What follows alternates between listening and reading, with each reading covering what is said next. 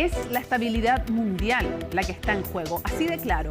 Durante décadas, la milicia Hezbollah e Israel se han enfrentado en un conflicto de los que se llama de baja intensidad. Claro, le llaman en ciencia política de baja intensidad porque se le supone relativamente controlado. Controlado es más que una palabra, una ilusión, porque los conflictos se sabe cómo y cuándo comienzan, pero nunca se puede asegurar cómo y cuándo terminan. Un solo error de cálculo puede desatar una guerra y en este caso involucrar además, entre otros, a Irán y a Estados Unidos.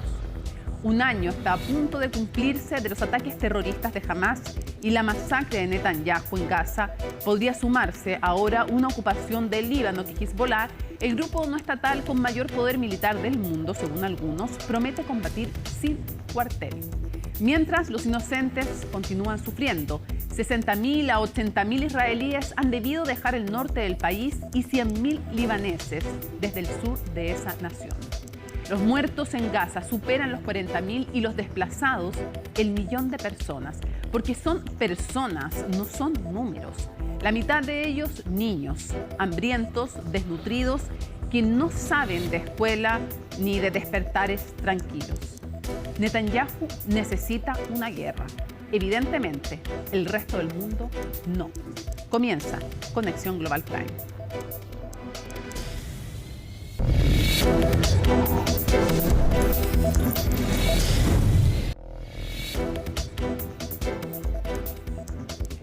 Hoy nos vamos a ir rápidamente hasta Tel Aviv, Israel, para comenzar el análisis en este programa sobre Líbano, Hezbollah, Hamás, el propio Israel, Gaza. Y ahí está, lo ven en pantalla ya, Mario Schneider, profesor emérito de Ciencia Política de la Universidad Hebrea de Jerusalén. Mario, muchísimas gracias por acompañarnos.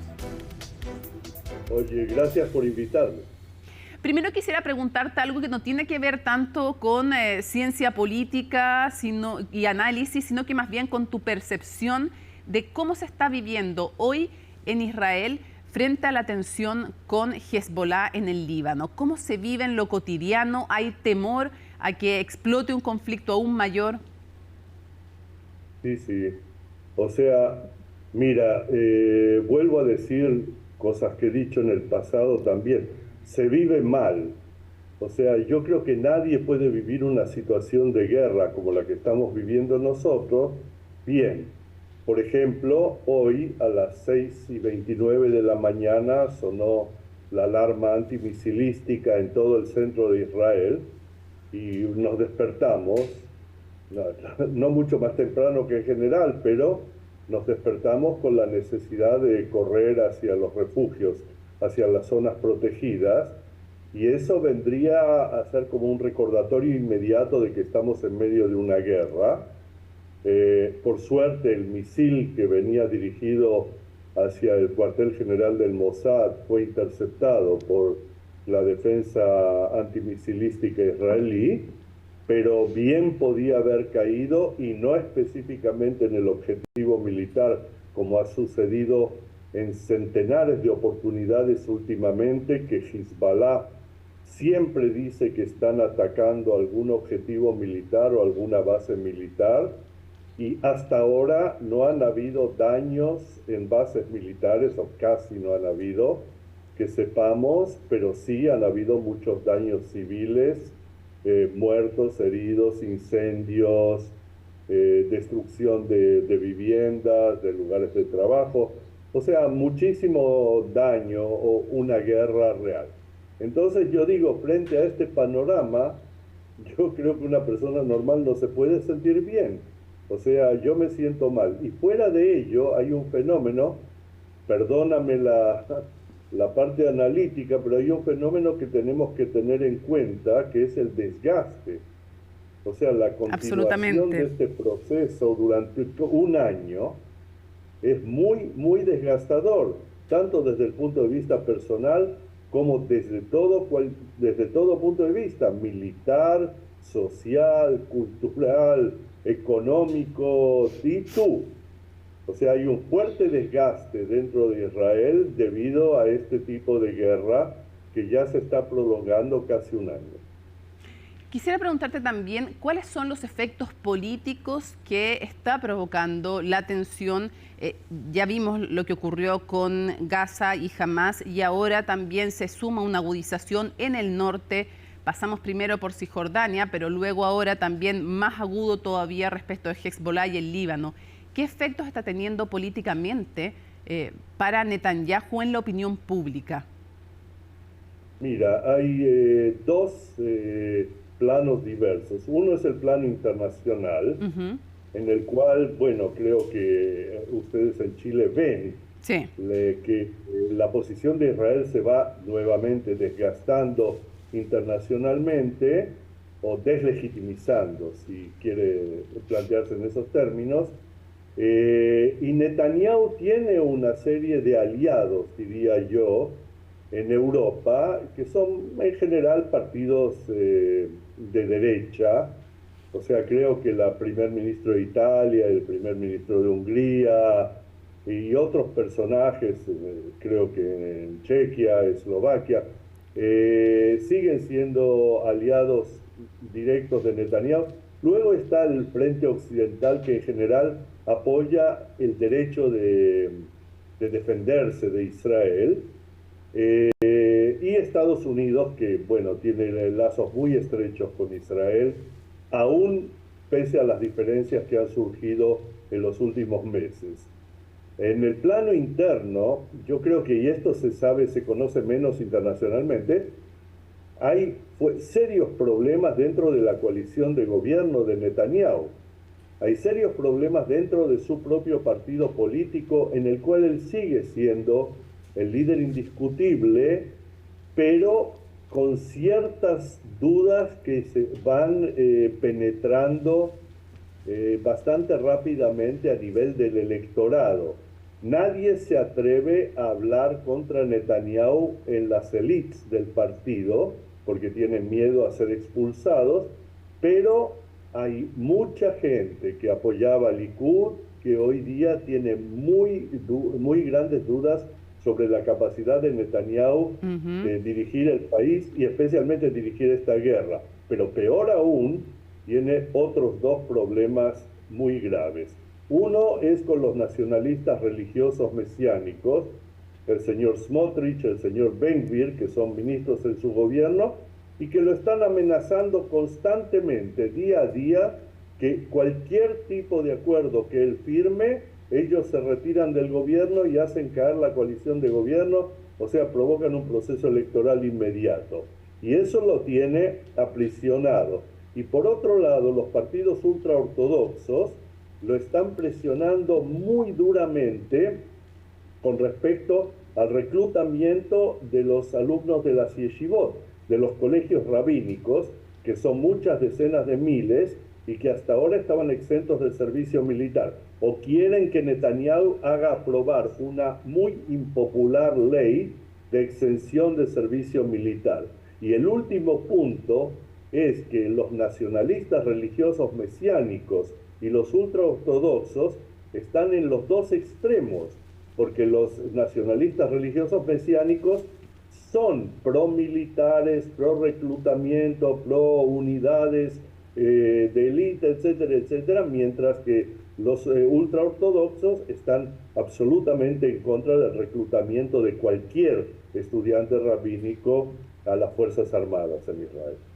Quisiera preguntarte, ¿cuál es tu juicio respecto de por qué en este momento ese ataque, retrocediendo unos días, el ataque en que se logra desde la inteligencia israelí, desde el Mossad, no se ha reconocido públicamente, pero es lo que todos suponemos, hacer estallar estos Viper de Hezbollah, y estos después pueden llamarse intercomunicadores, se les llama distinto en otros, en diferentes países, ¿no? Pero ¿por qué ahora? ¿Qué buscaba con eso Netanyahu? ¿Qué efecto además produce internamente?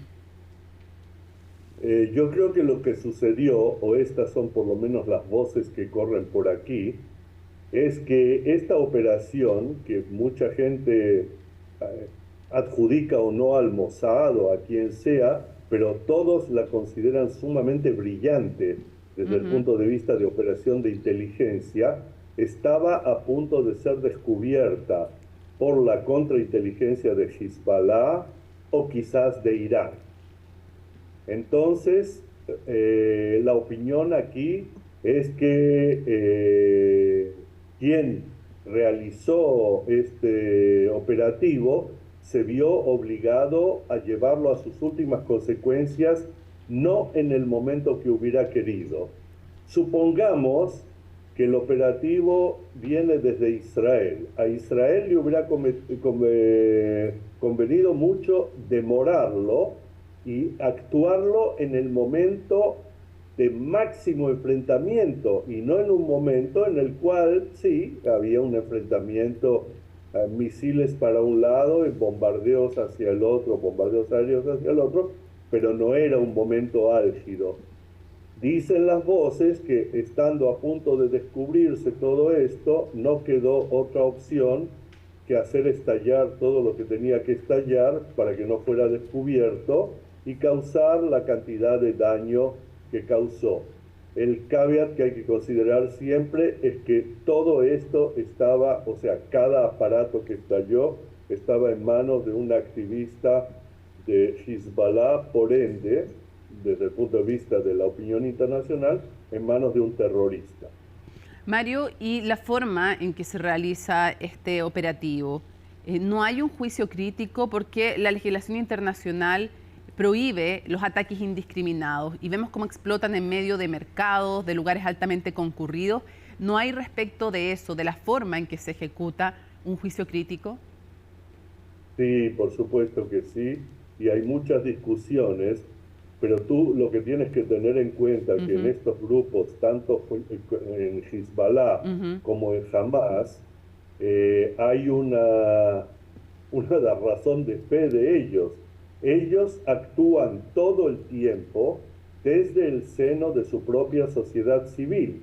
O sea, no hay ni en Hezbollah, ni en Hamas, ni en Jihad Islami, hay una diferenciación entre lo militar y lo civil. O sea, no hay bases aparte, no hay separación entre la sociedad civil y lo que es militar, y esto, antes inclusive de que comiencen los ataques contra la sociedad civil del enemigo, que en este caso el enemigo de ellos es Israel, ya están cometiendo crímenes contra la humanidad dentro de su propia sociedad civil. ¿Entiendes? Al usarlos como escudo humano, en el fondo. ¿Perdón? Al usarlos como escudos humanos. Bueno, en este caso no eran escudos humanos. No, pero me refiero en lo habitual, en lo tradicional, tú estás apuntando a eso.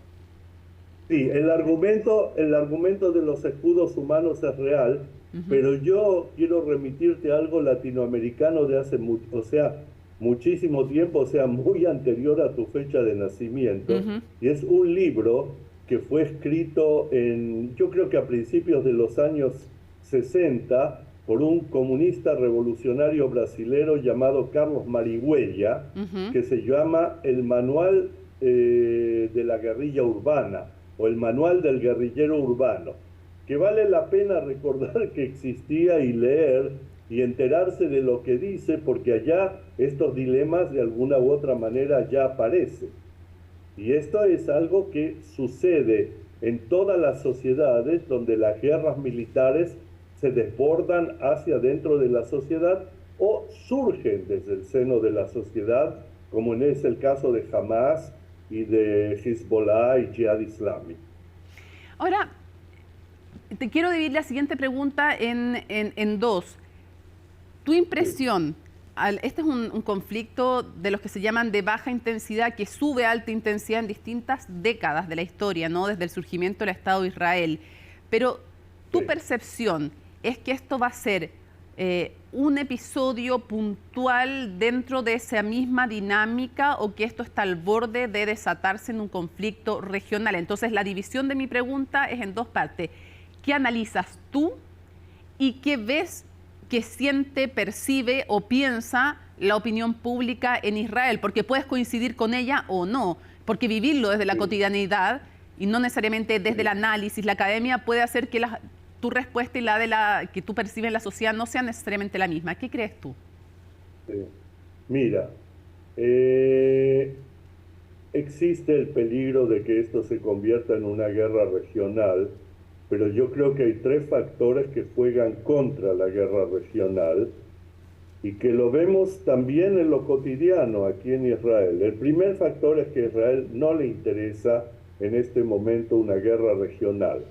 Y con esto quiero decir que pueden haber sectores dentro de Israel que sí crean que hace falta una gran guerra en el Medio Oriente o una invasión general del Líbano, lo que acarrearía una intervención de todos los otros grupos financiados o pro-iranianos que están contra Israel y luego de Irán mismo, y ahí se desencadenaría la gran guerra regional. Pero la mayoría dentro de Israel, y cuando digo la mayoría digo también los expertos militares israelíes, los ex generales que ya son civiles pero que entienden mucho de esto, están todos de acuerdo que en lo posible hay que evitar el conflicto regional. O sea, yo creo que hay un acuerdo muy mayoritario en Israel. Yo no creo que a nadie le interese en Israel un conflicto regional en el que haya un alto nivel de destrucción en Líbano, por un lado, y fíjate que hasta ahora Israel no ha atacado absolutamente nada de la infraestructura del Líbano como país, ni aeropuertos, ni puentes, ni puertos, ni estaciones de producción de energía eléctrica, ni nada. Y por otro lado, caería una lluvia de misiles sobre todo el centro de Israel, norte, centro y sur del país, porque tienen misiles de ese alcance en Líbano mismo, ya antes de la intervención de todos los otros posibles factores. Entonces, aquí no interesa que haya una guerra regional y no interesa también a nivel de la opinión pública. Si tú hicieras un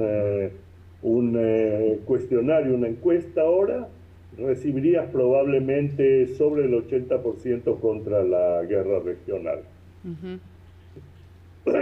Hay una justificación,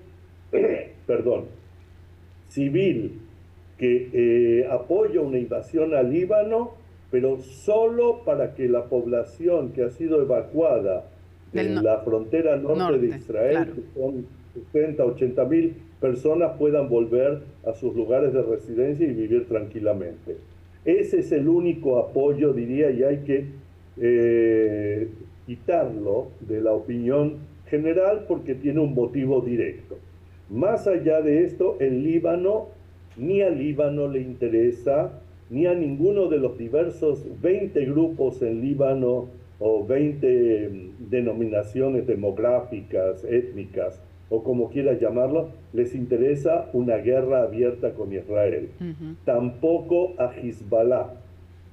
Pero a Hezbollah sí le interesa el tipo de guerra de desgaste que se ha producido hasta ahora, primero desde Gaza y luego desde la frontera norte, porque ellos creen que esto debilita a Israel.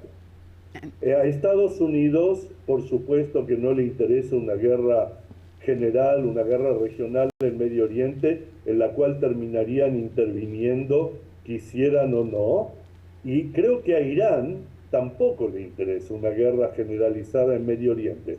O sea que yo diría que todas las lógicas están contra una guerra generalizada en Medio Oriente, pero hay algo que tener en cuenta, y es que en las guerras suceden hechos que van contra toda lógica, o suceden accidentes de carácter militar que hacen cambiar la dimensión del conflicto. Y eso es una posibilidad que siempre hay que tener en cuenta y puede llegar a sucedernos. En general, a mí me parece que no tendría que haber una guerra generalizada en Medio Oriente, y no solo por motivos éticos, sino por motivos políticos prácticos, ya que no está en el interés de ninguna de las partes. Mario Schneider, profesor emérito de Ciencia Política de la Universidad Hebrea de Jerusalén, muchísimas gracias, como siempre, un gusto conversar contigo. Gracias a ti, Mónica. Un gusto también conversar contigo. Y nos vamos a ir ahora, después de conversar con Mario, a seguir recabando puntos de vista, distintos análisis también desde la perspectiva del pueblo palestino. Pero antes queremos entender un poco más en la nota de Laura Soto de qué es Hezbollah, cuál es su raigambre en el Líbano y cuáles son los enfrentamientos históricos con Israel. Lo vemos en esta nota.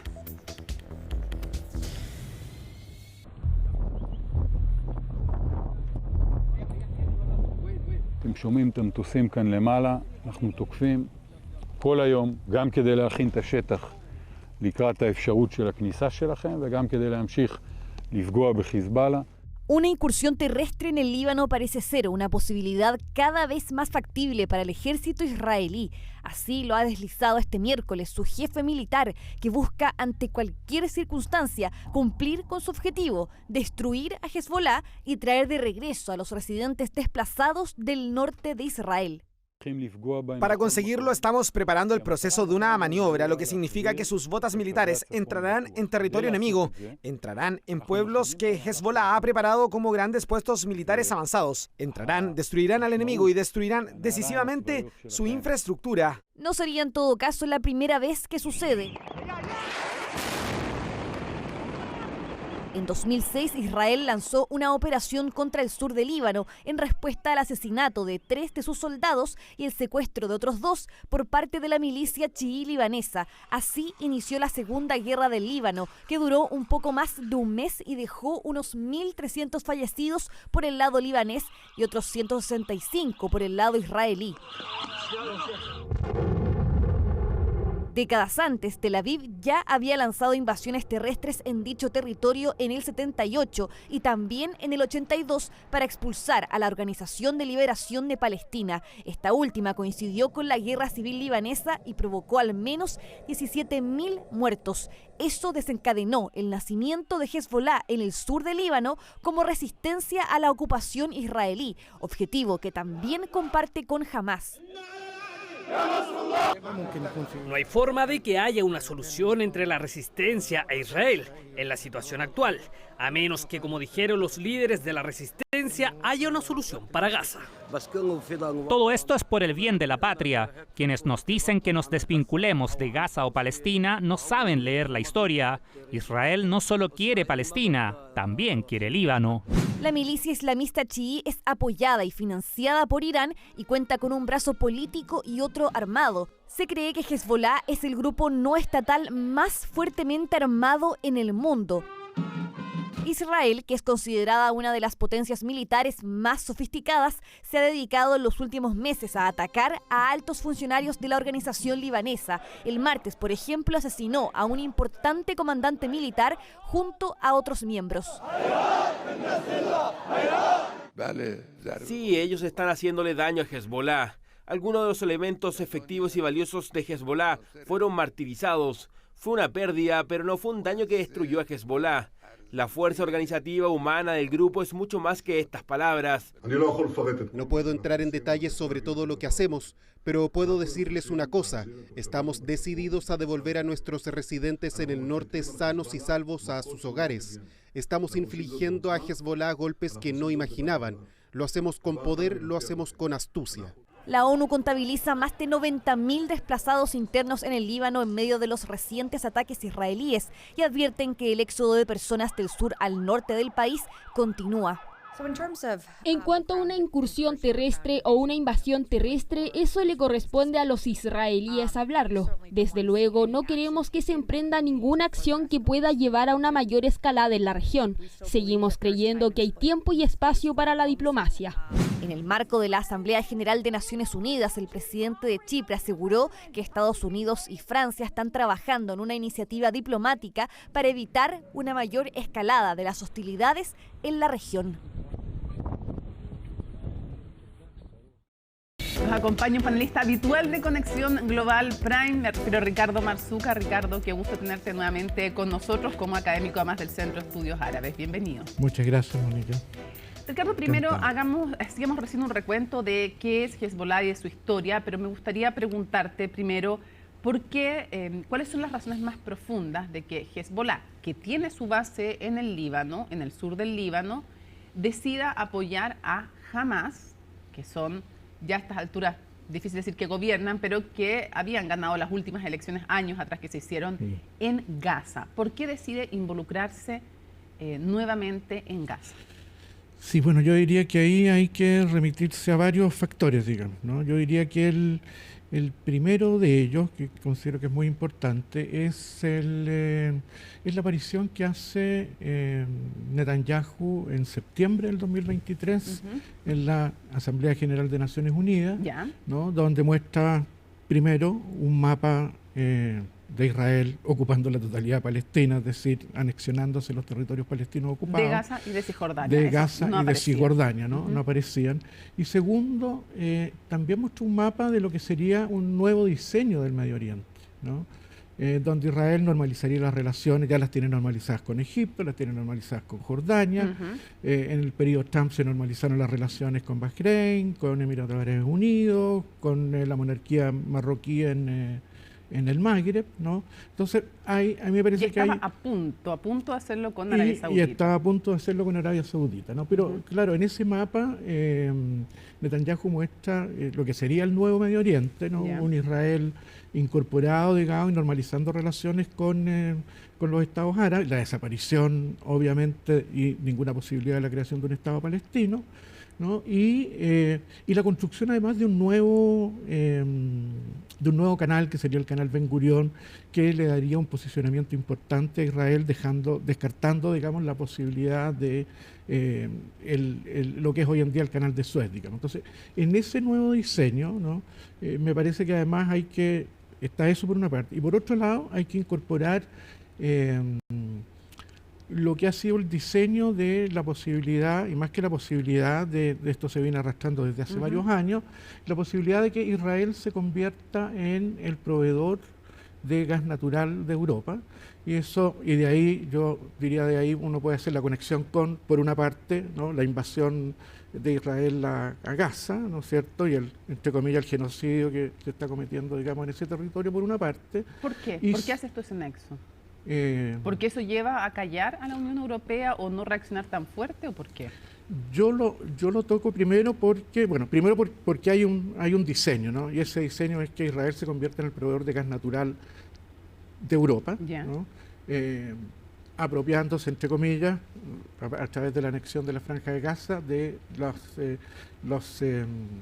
el gas que hay frente a las costas de Gaza, por una parte, y el otro punto donde hay un punto de conflicto entre Israel y Líbano es que también hay yacimientos importantes de gas natural frente a las costas del sur del Líbano, ¿no? Que es donde tiene la mayor fortaleza, donde tiene la mayor fortaleza Hezbollah. Entonces, pero me parece que además uno podría agregar que eso puede llevar a algunos países en Europa a no reaccionar tan fuerte en contra de Israel. Yo diría que justamente quienes van a ser beneficiados son los países europeos. Me parece que la vista gorda de lo que está ocurriendo en Gaza hoy en día, que hace Alemania y Gran Bretaña, que sigue proveyendo armas a Israel, al igual que Estados Unidos, tiene que ver, digamos, con que me parece que la población civil palestina pasó a ser un daño colateral, ¿no?, frente a un nuevo proyecto y un nuevo posicionamiento que le daría, digamos, una alternativa frente al gas ruso, digamos, a las potencias europeas. Entonces, ahora, de nuevo, una pregunta. Cuando vemos el mapa más global, regional, también mirando Europa es una cosa y mirando Medio Oriente, uno tiene que tener claro quiénes son aliados de quiénes. Y aquí, evidentemente, por un lado está Hezbollah,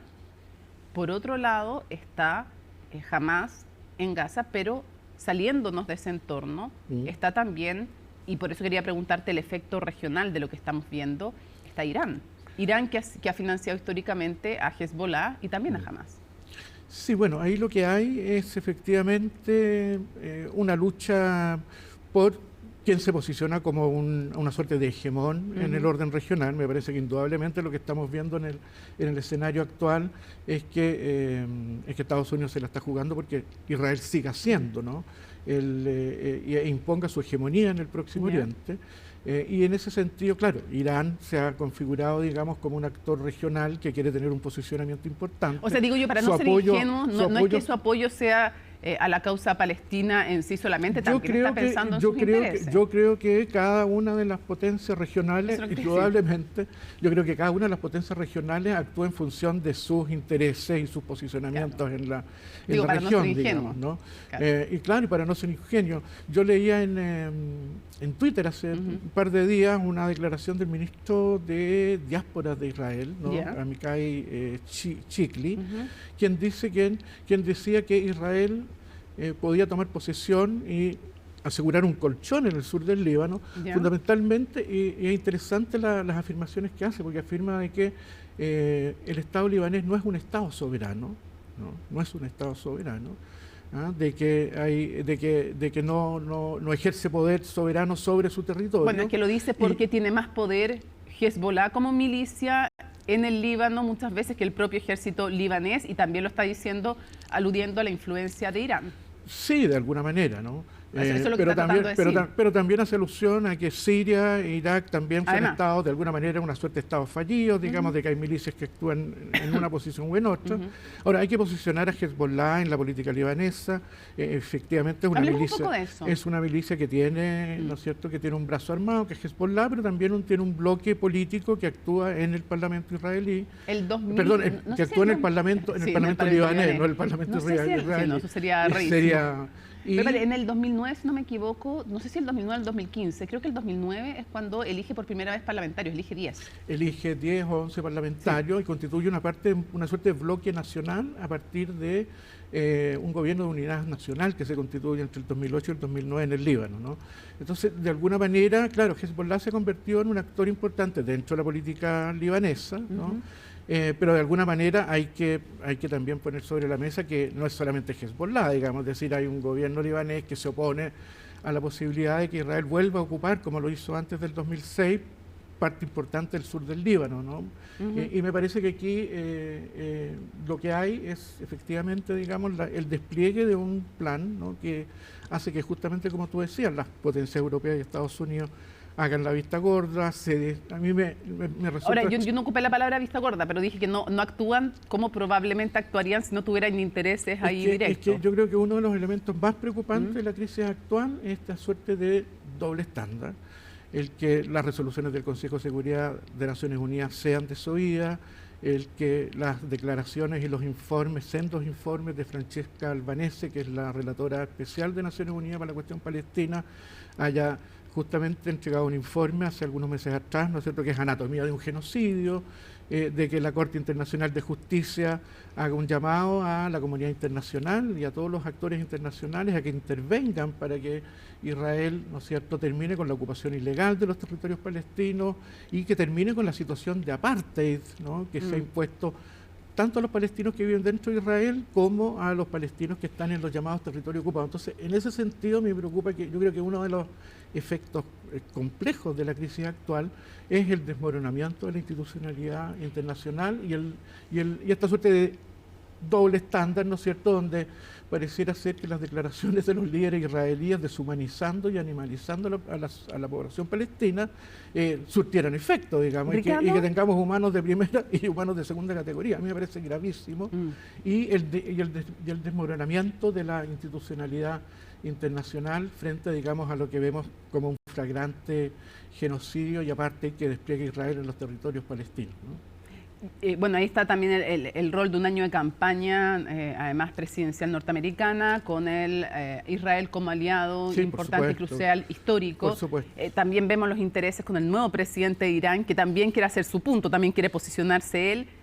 Pero antes de eso, y de preguntarte qué proyección le ves tú a este conflicto, porque algunos dicen, mira, esto es un punto más dentro de una serie de conflictos de baja intensidad, hasta que no lo sean, digamos, pero...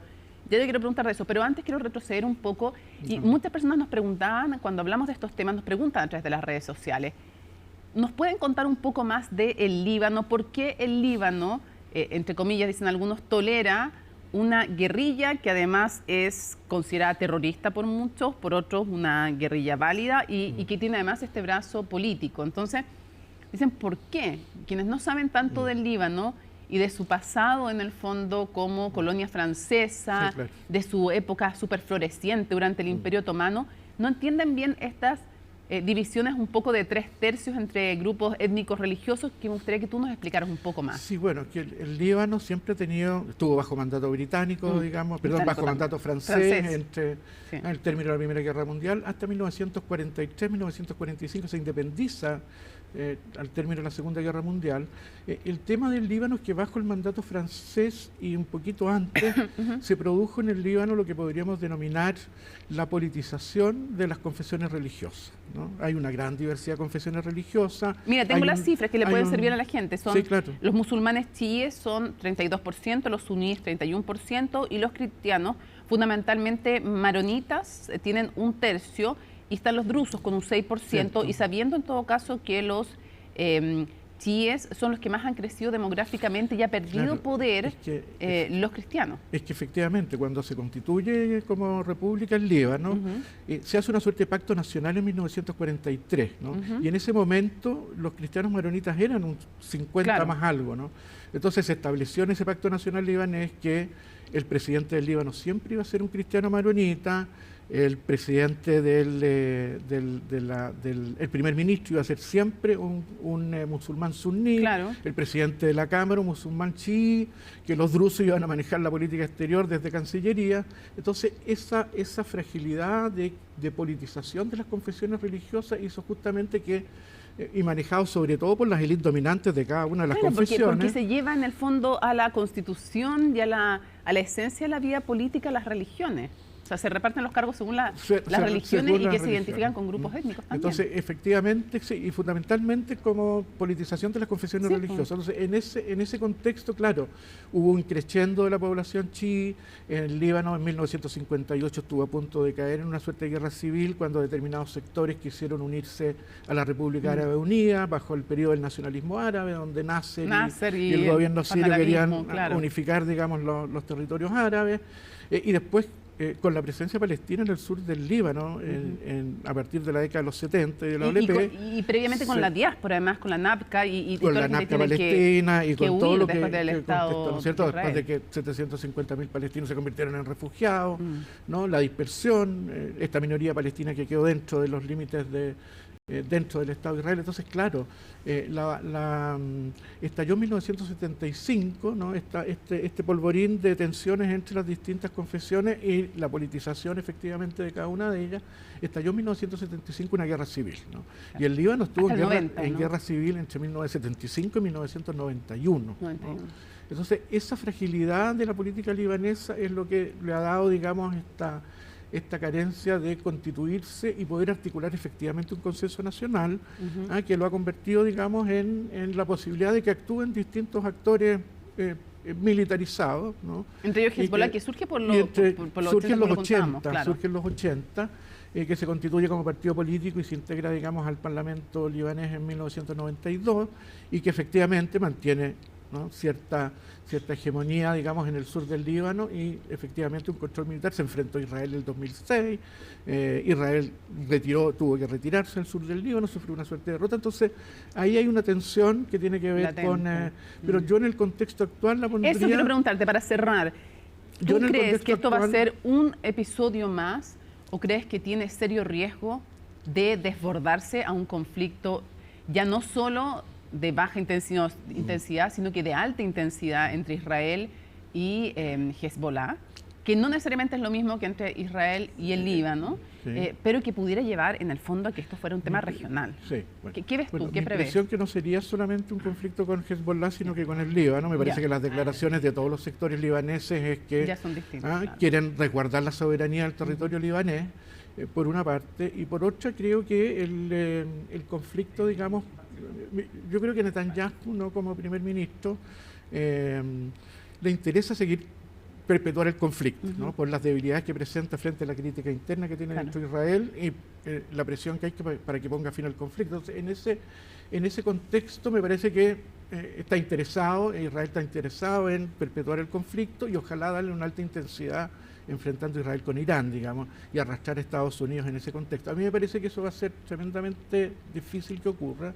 ¿Tú crees que va a ser difícil? Yo creo que va a ser difícil que ocurra, pero sí puede haber un conflicto de mediana envergadura, digamos, y que podría concluir con, vuelvo a mis inicios, digamos, ¿no? a este proyecto que está desplegado en el sentido de que Israel se apropie de cierta zona importante del sur del Líbano, que asegure en el futuro, de alguna manera, el control sobre, yo creo que miraba a mediano o largo plazo, lo que seguramente nos vamos a encontrar en algunos años más, es que el gas natural que está frente a las costas del Líbano sea explotado, ¿no es cierto?, y aprovechado por Israel. Y de ahí el silencio de las grandes potencias en el sentido de no poner atajo, digamos, a la brutalidad del genocidio que se está haciendo en Gaza, por una parte, y lo que hemos visto, los bombardeos también a población civil en el sur del Líbano, que me parecen tremendamente complejos, ¿no? Me parece que el respeto al derecho humanitario, a los derechos humanos, no debe tener ningún color, ¿no? Y la pérdida de vidas civiles en cualquier contexto y en cualquier lugar hay que protegerlo como de lugar, y los dobles estándares no conducen a nada, sino que simplemente al desmoronamiento, grave desmoronamiento de la institucionalidad internacional, que de alguna u otra manera protege a todos, ¿no? A todos y a todas, ¿no? Sobre todo a los más pequeños. Muchísimas gracias, Ricardo, por habernos acompañado en Conexión Global. Gracias por la invitación, un gusto.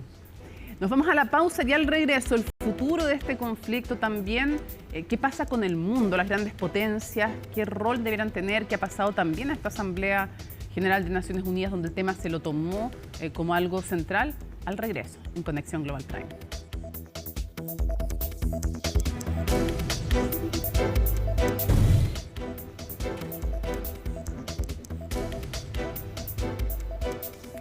Nos acompaña aquí en Conexión Global Prime para proyectar, para analizar, para entender más lo que estamos viendo, no solamente en la Franja de Gaza, sino también en el sur del Líbano, y lo que pudiera proyectar Irene Bronfman, que es ex embajadora de Chile en Israel. Muchas gracias por acompañarnos una vez más. Gracias a ti, de nuevo.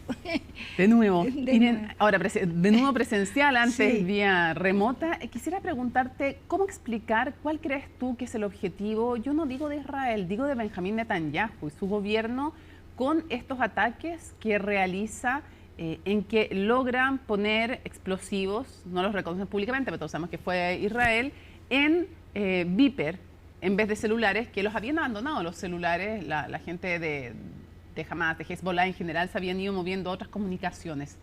¿Por qué? Y te lo pregunto porque a raíz de esto se intensifica la tensión de manera dramática. Evidentemente que el ataque terrorista de Hamas es lo que comienza una ola más fuerte, después lo de Gaza, y otro de los hitos podría ser lo ocurrido en Cisjordania, los ataques en Cisjordania, pero después viene este hito de hace pocos días. ¿Cuál es el objetivo de eso? A ver, en realidad es difícil decirlo tan taxativamente, porque Israel no ha reconocido oficialmente haberlo hecho. Todo el mundo piensa que lo hicieron. Y la verdad es que es muy probable que lo hayan hecho. Se dice, y las interpretaciones más recientes al respecto, es que la gente de Hezbollah empezó a detectar algunos señales en los beepers y en los artefactos de intercomunicadores, y se empezaron a preocupar, y hubo que apurar un ataque que no estaba pensado para hacerlo en ese momento. Ya, hubo que adelantarlo. Lo adelantaron. Ahora, fue un ataque que tú dices que eso desató la tensión en el norte con Hezbollah. Recordemos que la vez pasada que hablamos, estábamos ya hablando de la tensión en el norte y de los misiles, y en Cisjordania y en el Líbano, en el norte, digamos. Y hablamos de Hezbollah, y hablamos de los atentados que hizo Israel y que mató a algunos líderes de Hezbollah. Entonces, la tensión viene de antes. Lo que pasa es que este es un punto importante, y uno se pregunta si es ¿por qué ahora? Claro, ¿por qué ahora? Y si es que fue Israel, que es lo que parece más probable. Porque de hecho el ministro de Defensa incluso felicita a las fuerzas, felicita a las Fuerzas Armadas y a el Mossad por sus recientes éxitos justo cuando pasa esto, entonces como que parece 2 más 2. Ya, si fue así, si lo damos por hecho, ¿por qué ahora? Porque ahora básicamente yo diría que si la interpretación que está apareciendo en los análisis es lo que te acabo de decir, muy probablemente esa es el detonante, digamos. ¿Ya? Ahora, ¿y qué buscan con esto? Netanyahu necesita la guerra, digámoslo, lo hemos dicho desde siempre. Ahora se olvidó de Gaza, De los rehenes, que quedan 101, de los cuales él mismo le dijo al gabinete israelí que él cree que quedan la mitad vivos y la otra mitad no, se olvidaron, movilizaron tropas hacia el norte, se fueron al norte y ahora de repente se pusieron las pilas con una situación que viene desde el 7 de octubre del año pasado. Cuando Hamas atacó a Israel, Hezbollah hizo causa común con Hamas y empezó a disparar al norte de Israel en un ir y venir, porque Israel responde, Hamas tira, Hezbollah tira misiles de corto alcance y hay un ir y venir y el norte estaba siempre caliente, pero la evacuación de la gente del norte tiene por lo menos 5 meses. Son 60.000 israelíes que, más de 70.000. Que han tenido que dejar son sus pueblos hogares enteros, ciudades enteras que han sido evacuadas. Y en el Líbano han tenido que En el Líbano han tenido que evacuar muchísimo. Sí. O sea, acá el mayor drama, diría yo, es el tema de los civiles. Cómo los civiles están sufriendo esta guerra entre Hezbollah e Israel, que no tiene mucho futuro, diría yo. ¿Tú crees que, de alguna manera, crees que Netanyahu quiere que se radicalice aún más Hezbollah y Hamas? Que se radicalice, no, yo diría para atizar el conflicto. Yo creo que tomen acciones, aunque sean controladas y limitadas, para poder mantener el conflicto necesitas que el otro responda. Claro. A eso me refiero. Mónica, yo quisiera decirte que hay un fenómeno muy especial en Israel. Así como la mitad de Israel, o un poco más de la mitad de Israel, criticó hasta hace un tiempo la guerra contra Gaza, contra Hamas, ahora más de la mitad de Israel está apoyando la guerra contra Hezbollah. O sea, Netanyahu está subiendo en el apoyo popular por su actitud contra Hezbollah. Hezbollah no es Hamas. No. Hezbollah es una milicia armada que domina el Líbano. O sea, es la milicia armada no estatal más poderosa del mundo. Más fatal. Yo no sé si según del los mundo no tengo... militares, según la última, leí varios informes militares y decían que de los no estatales, como milicias regulares no estatales, es la que tiene mayor poder de fuego del mundo. Es muy probable, y están más hasta los dientes.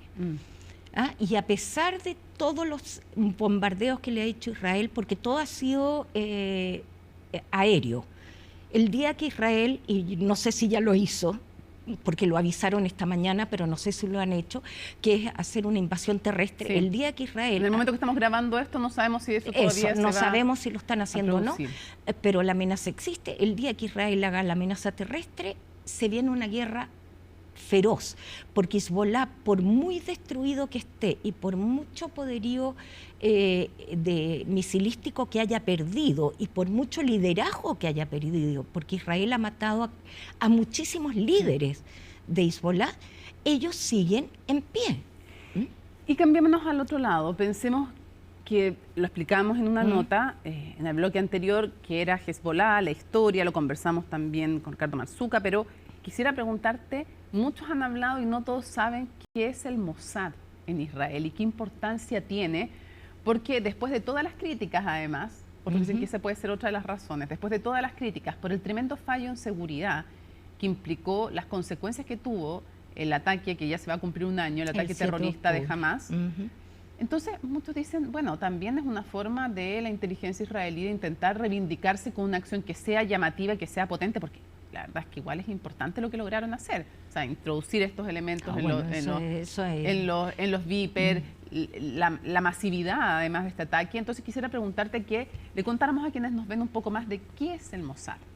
Bueno, el Mossad es como en las películas. Y claro, algunos dicen, ¿será como en las películas? No, nos dicen, sí. Es como en las películas. El Mossad es la inteligencia israelí hacia el exterior. Israel tiene inteligencia hacia el interior del país y el Mossad trabaja hacia el exterior del país. Y es un servicio de inteligencia y como tal es muy secreto. O sea, en realidad no se sabe exactamente qué es el Mossad. Lo que sí se sabe es que es un servicio de inteligencia extremadamente capacitado, extremadamente activo y que cuenta con las mejores y las más altas tecnologías a nivel de James Bond, digamos. Uno podría decir que es como el equivalente a la CIA en Estados Unidos, al MI-16, en Reino Unido, o sea, estamos hablando de ese nivel. Ya, yo no soy experta en inteligencia, pero yo te podría decir que es tanto o más, ¿te fijas? Claro. Y de hecho trabajan juntos, ¿ah? Todos trabajan juntos. ¿Ah? Entonces, ¿qué es el Mossad? Ahora, respecto a la falla de inteligencia... ¿Y cómo se percibe al interior? Tú que viviste, que has vivido en Israel, ¿cómo se percibe al Mossad en el interior de Israel? ¿Hay también divisiones según los que son de alguna manera más progresistas, los que son más conservadores? Hay, no sé, orgullo por lo que logra hacer el Mossad, hay críticas cuando deciden hacer asesinatos selectivos.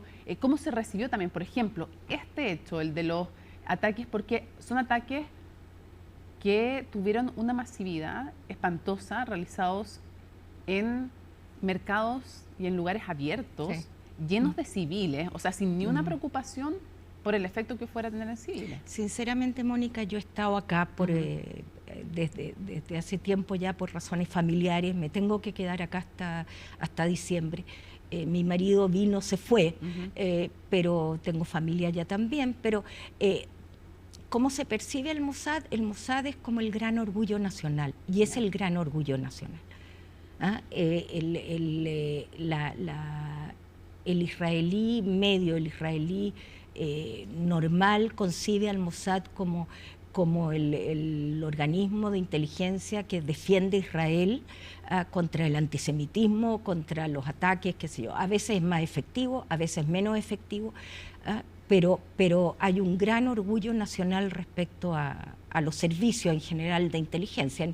En Israel hay un servicio de inteligencia interno, te decía, que se llama el Shin Bet, y está la policía y qué sé yo. Ahora es bien impresionante que hasta la década del 90, o sea, porque tú nos contabas, este nivel de secretismo es tan grande que hasta la época del 90 no se sabía quién eran los que dirigían el Mossad. Hoy día ya ha cambiado la legislación y al menos no quienes integran, pero quienes dirigen se sabe. Hasta 1990 ni siquiera se sabía quiénes eran la cabeza del Mossad. Claro, como en los grandes servicios de inteligencia del mundo.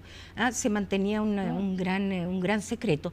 Y yo creo que me atrevería a decir que se sigue manteniendo el gran secreto, que los que están detrás del liderazgo no se sabe quiénes son ni dónde están. Ahora, respecto, perdona, a la falla del Mossad, tú dices respecto a lo del 7 de octubre, esa no fue una falla del Mossad solamente. No, fue básicamente una falla del gobierno israelí, del ejército israelí, de la inteligencia. Había oficiales del ejército chiquitas de 18, 19 años que hasta hacían el servicio militar y que alertaron frente a Gaza de que estaban haciendo operaciones que eran raras y les dijeron: no se preocupen, eso son leceras. Y bueno, a las niñas las mataron. Y todavía tienen que dar la cara para reconocerlo. ¿Tú cómo proyectas que políticamente se va a desarrollar según los cursos militares que pudiera seguir? ¿Qué consecuencias políticas al interior de Israel va a tener si es que esto es algo acotado? Si es que esto comienza con una invasión terrestre o si es que esto escala a un conflicto regional, porque me imagino que las consecuencias políticas internas son distintas, y todo esto en el contexto también de un presidente que ya venía muy cuestionado por los escándalos de corrupción, por el intento de quitar independencia, independencia a la justicia. Entonces, ¿cómo ves que, según lo que pasa militarmente, qué consecuencias crees tú que pueden tener políticamente? También es difícil predecir.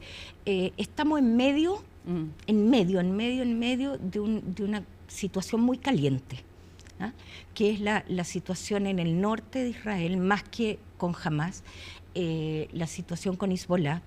Estamos en medio de la Asamblea General de Naciones Unidas, donde la mayor parte de los líderes que han hablado en el podium de Naciones Unidas han llamado a parar los enfrentamientos, a parar Netanyahu supuestamente, hoy día ya debe ser la noche en Israel, está viajando a Naciones Unidas. Yo no me puedo explicar como un primer ministro en un país con guerra se va del país a hablar a Naciones Unidas. Para mí eso es inentendible, es una opinión personal. Pero él necesita, porque él es muy showman, él necesita pararse al frente de un podio y decirle al mundo que Israel tiene razón. Yo creo que todo va a depender de lo que pase en el enfrentamiento con Líbano, con Hezbolá, no con Líbano, en estos 2-3 días. Si la cosa se agudiza, va a haber una guerra fuerte y va a haber una guerra con intervención de las potencias a nivel mundial, a una guerra regional y una guerra que lamentablemente estamos hablando de gente que tiene poderío nuclear, de países que tienen poderío nuclear.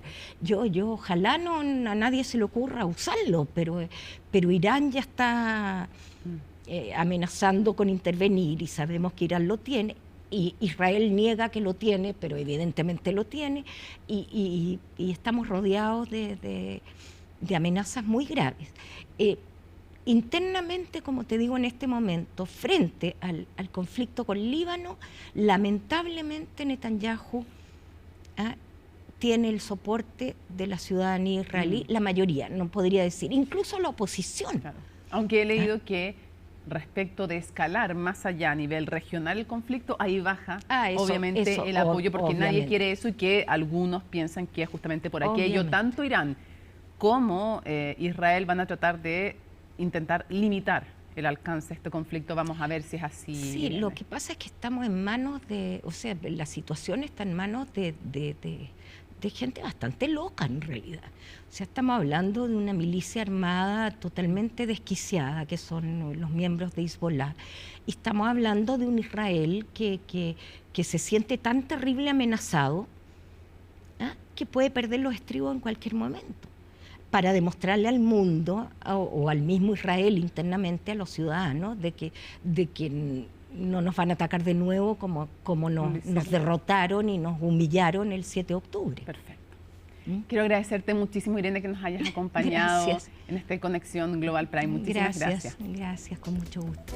Nos importa, por supuesto, lo que pasa más allá de nuestras fronteras, sobre todo cuando es la paz mundial, literalmente. El equilibrio geopolítico mundial es que está en jaque. Por eso seguimos atentamente lo que ocurre en el mundo. Nos vemos en un próximo Conexión Global Prime.